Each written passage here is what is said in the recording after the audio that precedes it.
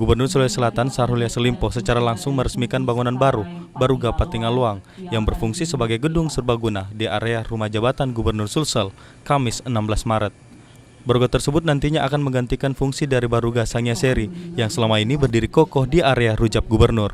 Kepala Dinas Perumahan Kawasan Permukiman dan Pertanahan DPKP 2 Sulsel, Andi Bakti Haruni mengatakan, pembangunan Baruga ini telah mendapatkan rekomendasi dari pihak cagar budaya. Pembangunan Baruga 2 lantai ini dibangun dengan anggaran sebesar 5,6 miliar rupiah dengan luas bangunan 1.347 meter persegi, masing-masing 1.000 meter persegi di lantai dasar dan 347 meter persegi pada lantai 2 Baruga.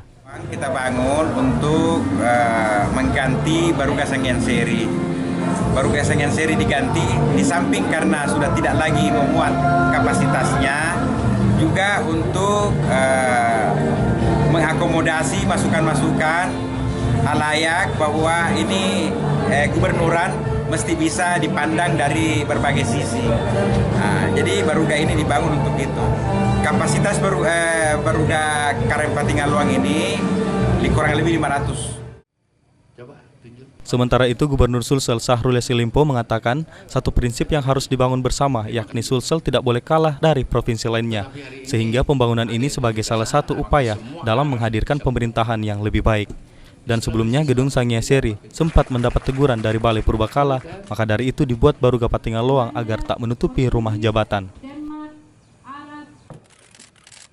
Aula Baruga ini memiliki kapasitas tampung hingga 500 orang dan juga dilengkapi dengan berbagai fasilitas penunjang seperti ruang ganti, balkon, dan toilet. Dan Baruga Sangiaseri nantinya akan dibongkar untuk menjadi taman dan tempat parkir. Fajar Alwi, Fajar TV, dan Fajar Radio melaporkan.